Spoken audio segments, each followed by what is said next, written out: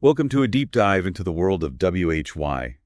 And, trust me, it's a lot more interesting than it might sound at first because we're going to explore, why we do the things we do, why some leaders and companies, they just get us while others just fall flat. Yeah. And I have an expert with me today who can break all this down. Someone who knows a lot about leadership marketing and even human behavior. That's right. All of those things are connected to this idea of WHY. And we're going to use Simon Sinek's book, Start With Why, as our guide. Okay. So what's in it for you? Yeah.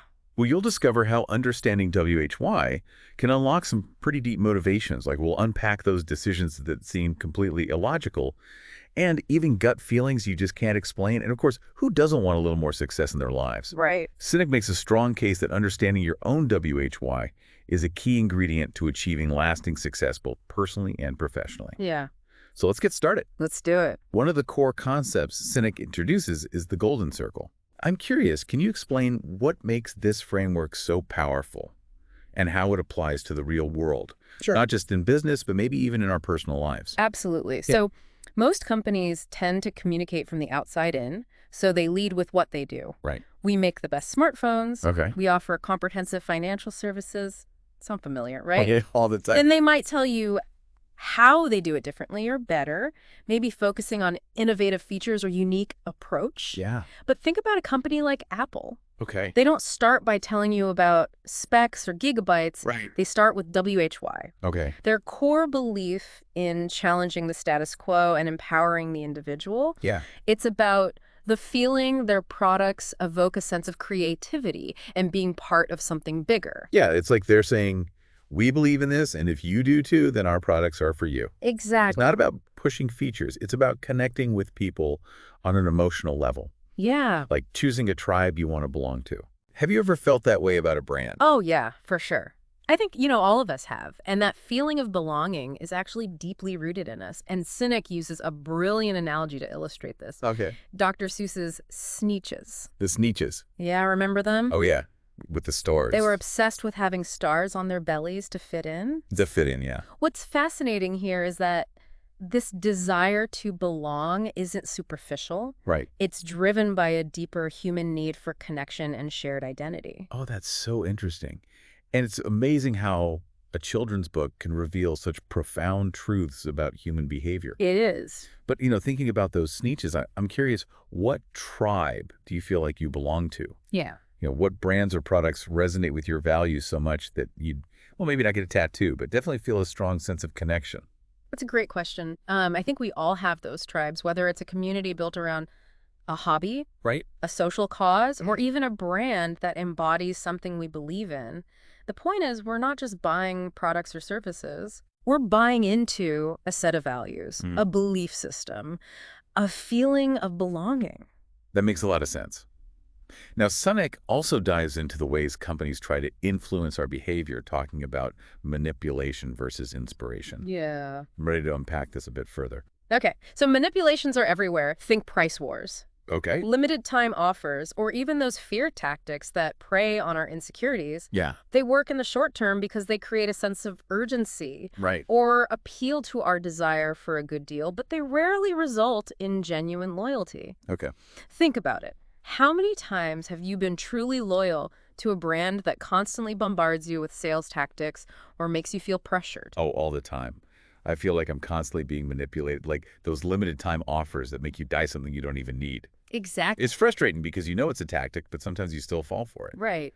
Or how about all those innovative products that were really just novelty in disguise? Oh, yeah. Like that super thin Motorola RAZR. Yeah. Everyone had to have it, but the novelty faded pretty fast. The problem is that manipulations erode trust. Yeah. They create stress for both the buyer and the seller because it becomes a constant game of trying to outsmart each other. Right. And that's not a sustainable way to build relationships, whether it's between a company and its customers or even in our personal interactions. So how does inspiration differ from all those manipulative tactics? Inspiration is about connecting with people's values and beliefs. Okay. It's about giving them a WHY that resonates on a deeper level. Okay. This is how brands like Apple and Harley-Davidson, which we mentioned earlier, Right. build those incredibly passionate followings. It's also how leaders like Dr. King sparked entire movements. Right. They didn't manipulate people into action. They inspired them by tapping into their deepest desires for a better world. And Sinek links this idea of WHY to our biology, arguing that decisions aren't always as rational as we think. Yeah. He talks about the limbic brain being involved, the part of our brains associated with emotions and gut feelings. This makes me think about how we can be totally convinced by facts and figures, but still feel hesitant. Yes. Have you ever bought something expensive, like a flat-screen TV, and then immediately start second-guessing yourself? Ugh. Yes, all the time. You read all the reviews, you compare all the specs, you justify the expense, but you still feel uncertain. And it's so confusing because logically you know you made the right choice. Right. But something just feels off. That's because the decision wasn't driven by a strong WHY. Okay. You focused on the what and the how, Right. the features, the price, the logic, Uh-huh. but you didn't connect with a deeper sense of purpose. Okay. That uncertainty you feel is your limbic brain trying to tell you something's missing. That's fascinating. So if we're not always rational creatures, Right. how do companies get us to buy into their WHY? Well, Sinek talks about this whole tipping point idea, right? absolutely. He draws on Malcolm Gladwell's work on the law of diffusion of innovations, Okay. which basically explains how new ideas spread through a population. Right. It's not just about getting your message to as many people as possible. Yeah. It's about reaching those early adopters. Right. The folks who are willing to take a risk on something new because it aligns with their values. Yeah. They're the ones who create the buzz, the word-of-mouth marketing that can make or break a product or idea. I see. So it's not just about advertising. Right. It's about authenticity and trust. Yeah. We're more likely to buy into something if it's recommended by someone we trust, especially if that person shares our values. Sinek uses the example of that young father who's looking for a safe car for his newborn. Right. He'll likely do all the research. Yeah. But ultimately, he might be swayed by the recommendation of a friend who's passionate about cars. Exactly. It's the trusted voice that really makes the difference. And Sinek argues that companies need to think about building their megaphone in this way. Okay. It's not about shouting their message to the masses. It's about attracting those who believe what they believe. He uses Dr. King as a powerful example. People showed up for the civil rights movement, not for King himself, but for the WHY. He represented that powerful dream of equality. Right? And that's the power of a clear WHY. Exactly. It inspires action. Think about companies that have that kind of loyal following. They don't just sell products. Right. They embody a set of values that resonate with their customers. Yeah. But this raises an important question. How do you build a megaphone that authentically reflects your WHY and attracts the right people? That's a great question, and it leads us to one of the most intriguing concepts in the book, the split. Sinek talks about how companies, as they grow, can lose sight of their WHY. Can you explain what he means by this and why it's such a critical thing for companies to be aware of? Yeah. It's a fascinating phenomenon, and it happens more often than you might think. As companies grow, they tend to become more focused on what they do and how they do it. Right? The systems, the processes, the bottom line, somewhere along the way, they forget about the WHY that inspired them in the first place. That's a scary thought. Yeah. It's like they get so caught up in the day-to-day operations that they lose sight of their original purpose. Yeah. I think Sinek uses Walmart as a cautionary tale, right? He does. Initially, Walmart was all about serving the community, providing value to employees and customers. But after Sam Walton passed, the company seemed to lose its way. Their focus shifted more towards cost-cutting and profits, which may have made sense from a business perspective, but it alienated many of their loyal employees and customers who felt that the company no longer reflected the values it once stood for. It's a classic example of how a company's WHY can get diluted over time. Yes. And it wasn't just Walmart. Sinek also points to Microsoft, Starbucks, and even Apple after Steve Jobs initially left. Yeah. They all went through periods where they struggled to maintain the clarity of their WHY, sometimes leading to confused marketing messages or products that didn't resonate with their core audience. Exactly. And this raises a crucial question. How do you prevent the split? Right. How do you build a company that can sustain its WHY even as it grows and evolves? I'm on the edge of my seat here. What's the secret sauce? How can companies stay true to their core values while still navigating the complexities of growth and change? Well, it's not about having a fancy mission statement Right. or a set of values printed on the wall. It's about finding and empowering leaders who embody that WHY. Okay. Leaders who can inspire others to carry the torch and keep that original purpose alive. Okay. Sinek highlights Southwest Airlines as a great example of this. Herb Kelleher, their co-founder, famously put employees first, believing that their happiness would translate to happy customers Yeah. and ultimately a successful business. And that philosophy has become part of the company's DNA, hasn't it? It has. Even as Southwest has grown into a major airline, they've managed to maintain that focus on employee well-being, which has contributed to their reputation for great customer service and consistent profitability. Right, and it's not just about having one charismatic leader. It's about finding a succession of leaders who genuinely connect with the company's mission, like Howard Putnam, who also believed in putting employees first. It's about finding people who are already aligned with your values, not trying to force them to fit a mold. That makes sense. So it's about embedding that WHY into the very fabric of the company culture, Yeah. ensuring that everyone from the top down understands and lives by those core values. Yeah. It's not just about words. Right. It's about actions, decisions, and how people are treated every single day. Exactly. This leads to one of my favorite parts of the book, the celery test. It sounds simple, but I'm guessing it's deceptively powerful. Can you break down how it works and why it's such a valuable tool for making decisions? Sure. Not just in business, but maybe even in our personal lives. Yes. The celery test, a brilliantly simple way to ensure that all your decisions, big or small, align with your WHY. Okay. Imagine you're at the supermarket with the goal of buying only rice milk and celery. Okay. That's your WHY healthy choices. I see where you're going with this, with that goal in mind. I'd automatically filter out everything else that doesn't align with my healthy eating goal. Oh. Potato chips? Nope. Sugary cereal? Definitely not.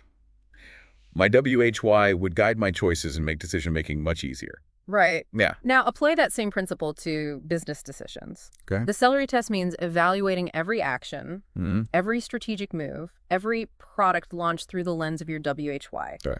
Does it fit? Does it contribute to your larger purpose? No. If not, it's probably time to rethink it. So it's about having that clarity of purpose and letting it guide your choices. Yes. It's about resisting the temptation to chase every shiny object or jump on every trend. Yeah, I can see how this could be helpful in our personal lives too, absolutely. especially when faced with those big life decisions or moments when we feel pulled in different directions.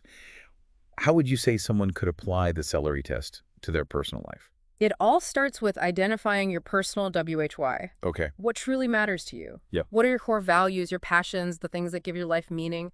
Once you have a clear understanding of your WHY, you can start using it as a filter for your decisions. Ask yourself, does this opportunity, this relationship, this choice align with my WHY? Does it move me closer to the life I want to create?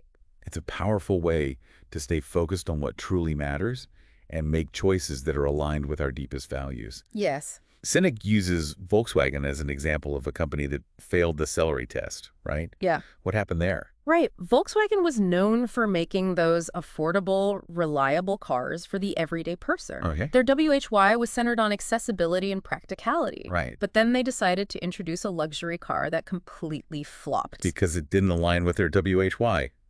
Exactly. It's like they were trying to be something they weren't, and people saw right through it. Yeah. It makes me think about all the times we try to be someone we're not, maybe to impress others or fit in, but it never really works, does it? It rarely does. And that's why understanding your WHY is so crucial for building a brand. Yeah. Making decisions, attracting loyal customers and employees, and achieving lasting success. It's about authenticity and aligning your actions with your core beliefs. This is all making me think about those gut feelings we were talking about earlier. Yeah. Is it possible that those gut feelings are actually our WHY trying to guide us, even if we haven't fully articulated it yet? That's an interesting thought. Could those feelings be a sign that something's not aligned? That's a fascinating question. It's certainly possible that our intuition, those gut feelings, are connected to our WHY on a deeper level. Maybe those feelings of unease or excitement are our inner compass trying to point us in the right direction, even if we can't quite explain it logically. That's a powerful idea. Right. It makes me wonder if we should be paying more attention to those gut feelings, trusting our intuition more when making decisions. But of course, there's a balance. right? Good course. We can't just go on feelings alone. How do we balance logic and emotion when it comes to making those big choices? That's a great question, and it's something we'll explore further as we dive deeper into the world of WHY. We'll look at how to discover your personal WHY, how to articulate it, and how to use it as a guiding principle for your life and work. This has already given me so much to think about. I can't wait to see where we go from here. Too. This is going to be good. It is. It all comes down to, understanding that people don't buy what you do, they buy why you do it. And that's such a powerful concept, and it really flips the script on how we think about marketing leadership, even just connecting with people on a human level. I agree. It's not about, those flashy features or benefits. Yeah. It's about tapping into something much deeper, something that resonates with our values and beliefs, something that creates a real emotional connection. Right. And that emotional connection, that's what builds loyalty. It's what makes people willing to pay a premium to overlook minor flaws, to stick with a brand or a leader, even when things get tough. It's the difference between a fleeting transaction and a lasting relationship. That makes me think about brands like Harley-Davidson. People literally get tattoos of their logo. Oh. It's not just about the motorcycle. It's about being part of a community, a lifestyle, a tribe that embodies something they deeply believe in. It's about aligning your external actions with your internal values. When what you do matches who you are, that's when people really start to pay attention. And it's not just about companies or brands, it applies to individuals as well. Think about the people you admire, the ones you find truly inspiring. Right. Chances are they have a very clear sense of WHY and they live it out in everything they do. So how do we discover our own WHY? It's one thing to admire it in others, but figuring out your own personal WHY, that feels like a daunting task. It doesn't have to be daunting. Sinek offers a great framework for this. Okay. He talks about looking back at your own experiences, identifying patterns in the things that have inspired you, those moments when you felt truly alive and aligned with your purpose. So it's about paying attention to those moments when things just clicked, when you felt that surge of energy and motivation, and then trying to connect the dots to find the common thread that runs through those experiences. Exactly. It's about unearthing those core values and passions that have always been there, even if you haven't consciously articulated them yet. And trust me, everyone has a WHY, a purpose that drives them. Sometimes it just takes a little digging to uncover it. Okay, I'm ready to start digging. Yeah. But let's be realistic. There's a lot of noise out there, so many distractions and pressures to conform. How do we stay true to our WHY when we're constantly bombarded with messages telling us to be different, to achieve more, to fit in? That's where discipline comes in. It's about making conscious choices, about filtering out the noise and focusing on the things that truly matter. It's about creating boundaries and being mindful of the information you consume, the people you surround yourself with, and the activities you engage in. It's about being intentional with your time and energy. So it's not just about discovering your WHY, it's about actively protecting it, nurturing it, and making sure your daily choices align with that deeper purpose. It's about creating a life that supports your WHY, not one that distracts you from it. That's a great way to put it. It's about building a life that reflects your values and allows your WHY to flourish. And that often means being selective about who you let into your inner circle, surrounding yourself with people who believe in you, who support your dreams, and who challenge you to grow. And that includes finding leaders who inspire us, right? Leaders who have that clear sense of WHY and who can articulate it in a way that makes us want to follow them, not because we have to, but because we genuinely believe in what they stand for. It's like that magnetic pull we feel towards people who are living their WHY. We see their authenticity, their passion, and it draws us in. Absolutely. Think about Dr. King again. He was a brilliant speaker, but he was also a symbol of a belief, a vision of a better future. And that's what drew people to him. It was his unwavering commitment to his WHY that gave his movement momentum and inspired millions to join him in the fight for equality. It's a powerful reminder that leadership isn't about titles or positions. It's about inspiring others to take action, to believe in something bigger than themselves. But it's not enough to just have a WHY. You have to be able to communicate it effectively, right? You need that megaphone Sinek talks about, but it has to be tuned to the right frequency, speaking to the hearts and minds of the people you're trying to reach. Exactly. And that megaphone needs to be authentic. It needs to reflect your genuine beliefs and values. If it's just empty rhetoric, people will see right through it. Authenticity is about aligning your words and actions, showing up consistently, and building trust over time. It's not about perfection. It's about being real, being vulnerable, and letting people see your human side. So it's not about having all the answers or pretending to be someone you're not. It's about being honest, transparent, and allowing yourself to be seen flaws. And all it's about letting your WHY shine through in everything you do, even when it's messy and imperfect. That's the beauty of it. It's not about being perfect. It's about being real. And that's what people connect with, that raw, genuine energy that comes from living a life aligned with your purpose. But as we've talked about, even companies with a strong WHY can fall into the trap of the split, losing sight of what made them special in the first place. It's like they get so focused on the mechanics of success, the profits, the growth, the competition, that they forget the human element, the heart and soul that inspired their journey in the first place. And that's when things can start to unravel. It's a cautionary tale for any leader or organization. It's a reminder that success isn't just about numbers. It's about building something that has meaning, something that makes a difference, something that leaves a positive impact on the world. So how do we avoid that trap? Yeah. How do we make sure our WHY doesn't get lost in the shuffle of daily life, Yeah. the pressures of work, the endless to-do list? It's about constantly reminding ourselves of it. Write it down. Put it somewhere. You'll see it every day. Talk about it with people you trust. Visual reminders can be powerful too. Maybe a piece of art, a quote, a photo that embodies your WHY. Create little rituals that help you reconnect with your purpose, whether it's journaling, meditation, or simply taking a few moments each day to reflect on what truly matters. I love that. It's about creating those anchors to keep us grounded in our purpose, those touchstones that bring us back to center when we feel ourselves drifting off course. It's like setting an intention for the day, a reminder of what we're working towards, why we're doing what we're doing. And remember, it's a journey, not a destination. Your WHY might evolve over time as you grow and learn, but that's okay. It's about staying connected to your core values and allowing yourself to adapt and change as you move through life. This makes me think about those times when I felt stuck or uninspired in my work.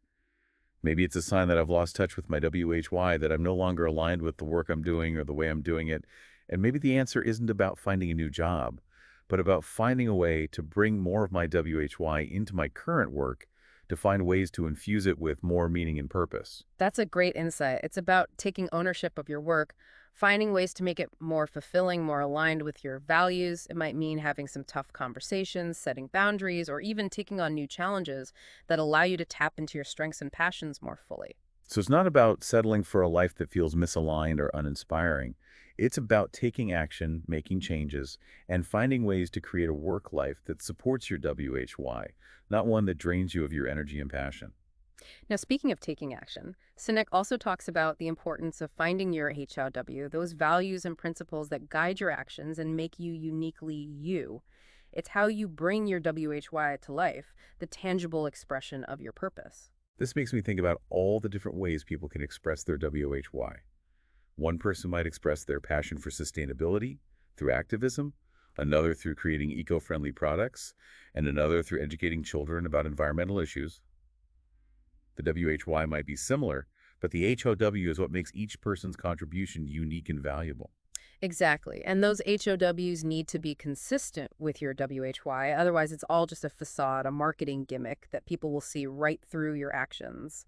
You need to speak louder than your words. People need to see that you're walking the walk, not just talking the talk. That's where true authenticity lies. And that's where things like company culture come in, right? If your employees don't believe in your WHY, if they don't see it reflected in the way the company operates, then it's all for show. It's not enough to have a fancy mission statement hanging on the wall. It needs to be embedded in every aspect of the business, from hiring practices to customer interactions to how decisions are made. Absolutely. Culture is a powerful tool for reinforcing the WHY. It's about creating an environment where people feel connected to the company's purpose, where they feel valued and respected, where they can bring their whole selves to work and contribute their unique talents and perspectives. And that's something that leaders need to pay close attention to, right? Because they set the tone for the entire organization if a leader doesn't walk the walk. If their actions don't align with the company's WHY, it creates a disconnect that can erode trust and morale. Leaders play a crucial role in cultivating a culture that embodies the WHY. They need to be living examples of the company's values, making decisions that align with their stated purpose, treating their employees with respect, and creating an environment where everyone feels empowered to contribute their best work. And when that happens, when leaders truly embody the WHY, it creates a ripple effect throughout the organization. Employees are more engaged, customers are more loyal, and the company as a whole becomes more successful and resilient. It's not just about making a profit, it's about making a difference. It's a virtuous cycle, and it all starts with that clarity of WHY, that shared sense of purpose that binds people together and inspires them to achieve great things. But even with the best intentions, things can go wrong. Sinek talks about the split happening not just in companies, but also within individuals. He uses the example of General Jumper, the Air Force pilot who almost crashed because he lost sight of his WHY in a moment of Yeah. crisis. Can you explain what happened there and how it relates to this idea of the split?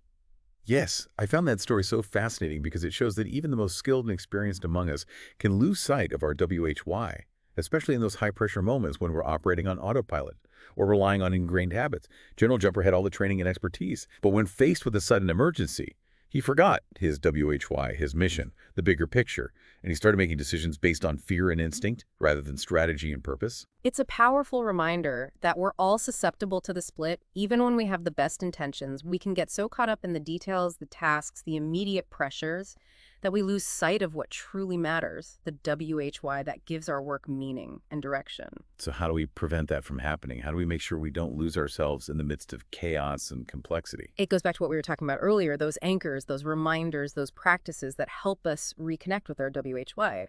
It's about creating space for reflection, for mindfulness, for checking in with ourselves and asking, am I aligned with my purpose? Are my actions reflecting my values? It's about developing that self-awareness, that ability to pause, to step back, to observe our thoughts and actions, Right. and to make sure they're in sync with our WHY. And it's not something we do just once, it's an ongoing practice, a lifelong commitment to staying connected to our deepest selves. It's a journey of self-discovery, and it's one of the most rewarding journeys you can take. I couldn't agree more. We've covered a lot of ground today, from the golden circle to the celery test to the power of finding and living your WHY. It's a lot to take in, but I feel like we're just scratching the surface of this fascinating concept. Is there anything else you'd like to add before we wrap up this part of our deep dive? Just this understanding your WHY is not just a feel-good exercise. It's a fundamental principle that can transform the way you live, work, and lead. It's about connecting with your deepest values, inspiring those around you, and ultimately making a difference in the world. That's beautifully said. Understanding your WHY is not just about, personal fulfillment. It's about creating a ripple effect of positive change in the world. But how do we actually, bring that WHY to life? It's one thing to have a vision, but it's another thing entirely to make it a reality. Sinek talks about the importance of finding the right HOW types to help you bridge that gap, those people who can turn your ideas into action. Can you elaborate on that? Yes, absolutely. Think about the dynamic duo of Steve Jobs and Steve Wozniak. Jobs was the visionary, the WHY guy who saw the potential for personal computers to change the world. But he needed Wozniak, the HOW guy with his technical brilliance, to actually build those early Apple computers to turn Jobs' think different Wozniak into a tangible reality. It was a perfect partnership, each one complementing the other's strength. That's a great example. It makes me realize that having a great WHY isn't enough. You Yeah. need the practical skills and know how to execute that vision. And that often means collaborating with others who have different strengths than your own. Finding those people who can fill in the gaps and help you bring your WHY to life in a concrete way. And what's fascinating is that Sinek says most successful entrepreneurs are actually HOW types. Really? They're incredible at building systems, creating processes, and getting things done. They might not be the ones with the big world-changing visions, but they have the practical skills to turn those visions into reality. That makes a lot of sense. You need that balance of both a visionary WHI type to set the direction and a HOW type who can figure out the nuts and bolts of actually getting there. And I guess, as you said earlier, sometimes those two roles can exist within the same person, but often it takes a team, a partnership, a group of people with complementary skills who can work together to achieve something truly remarkable. It's about recognizing that none of us can do it all alone. We need each other. We need those diverse perspectives, those different skill sets, those people who can challenge us, support us, and help us bring our best ideas to the world. That's such an empowering thought. It takes the pressure off of feeling like we have to have all the answers or be good at everything. It gives us permission to focus on our strengths and to seek out collaborations that can amplify our impact. But I'm curious, can someone be both a WHY type and a HOW type, or do you think those qualities are usually distinct? I think it's possible to have elements of both, but it's rare to find someone who is equally strong in both areas. Most people tend to lean one way or the other, and that's okay. The key is to be self-aware, to understand your strengths and weaknesses, and to build a team or find partners who can complement your skills. That brings us back to the importance of self-awareness and being honest with ourselves about what we're good at and what we might need help with. It's about letting go of the ego and being willing to ask for help when we need it. And that's a good reminder for all of us, no matter what stage of life or career we're in now. Sinek also talked about this idea of the split happening even within a person, not just a company. He uses the example of General Jumper, the Air Force pilot who nearly crashed because he forgot his WHY in a moment of crisis. Can you remind us what happened there and why it's such a powerful example of how this split can manifest in our own lives, even when we're not leading a company? Absolutely. General Jumper had years of experience, thousands of flight hours, and a deep understanding of his aircraft. But in that split second, when something went wrong, when he encountered an unexpected situation, he went into autopilot mode, relying